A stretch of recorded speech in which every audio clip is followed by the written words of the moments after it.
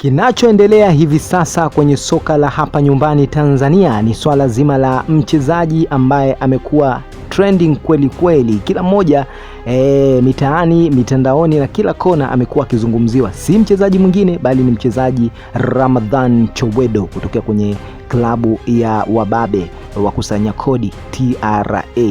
Bana, hii imekuwa ni kama mada ambayo wadau wengi wanaizungumza kwa kina, na kila mmoja na wadau wa soka mbalimbali wamekuwa wakitoa point pamoja na fact tofauti katika kuelezea uwezo wa mchezaji huyu Ramadhan Chowedo, ambaye mwanzoni tu alipokuwa akionyesha uwezo wake, mashabiki walianza kumtabiria kwamba hatochukua muda mrefu Chowedo lazima timu kubwa hapa Tanzania zikiwemo Simba, Yanga pamoja na Azam lazima zimtolee jicho mchezaji huyu kutokana na uwezo wake mkubwa anaoonyesha akiwa uwanjani, spidi pamoja na talanta yake ya kufunga mabao. Hii imekuwa ikimsaidia sana Chowedo pale anapokuwa uwanjani, na wachezaji wengi wamekuwa wakimhofia na kumhara kwa uwezo wake aliokuwa nao, licha ya kuwa Chowedo ni mchezaji ambaye hakuwahi kuchezea timu kubwa, lakini kipaji chake kimeanza kujidhihirisha, na hii ni kama tiketi ya kwake yeye kuweza kuonekana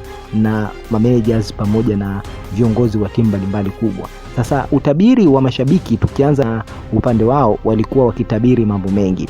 Kuna majopo mawili ya mashabiki ambao walikuwa wazozana. Kuna lile jopo ambalo lilikuwa likizungumza na Ramadhan Chowedo kwenda kusajiliwa kwenye klabu ya Yanga, lakini kuna wachezaji baadhi lakini na watu wengine ambao wamekuwa wakitoa comment na ubashiri kwamba Chowedo bwana yeye atafaa kwenda klabu ya Simba. Sasa leo mada iko mezani hapa, tumekuwekea ili tuweze kujadili kwa pamoja na tukueleze ni nini ambacho kinaendelea mpaka muda huu. Sasa kabla sijakwambia yale ambayo yanajiri na yale ambayo yanaendelea kwa upande wake Chowedo, kwanza jiunge nasi hapa, hakikisha unakuwa mwanafamilia wetu ili usiachwe na miendelezo ya habari za michezo pamoja na burudani zake. Hakikisha kwanza umegusa maandishi yaliyoandikwa subscribe hapo chini kwa wino mwekundu, lakini pia usisahau kubofya alama mbili za kengele.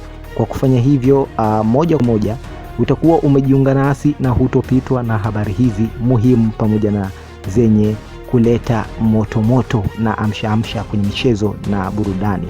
Sasa Ramadhan Chowedo mpaka hivi sasa 70% inasemekana kwamba Chowedo ni chezaji la Simba bwana. Simba wamevunja kibubu. Mkwanja ambao wameuwekeza kwa Chowedo ni mkwanja wa ukata na shoka, ni mkwanja wa hali ya juu sana. Sasa hiki kinaaminika kwamba ni kitu ambacho kinasubiriwa muda, sababu Ahmed Ali anakuambia Chowedo Simba ni swala la muda tu, na jambo ambalo watu wengi wamekuwa wakilifuatilia sana kwa umakini na kutaka kuelewa nini mwisho, nini kinaga ubaga na kila kitu kuhusiana na Chowedo na klabu ya Simba. Sasa mimi nikwambie kwamba Chowedo na Simba mambo ni bulbul, ni swala la muda.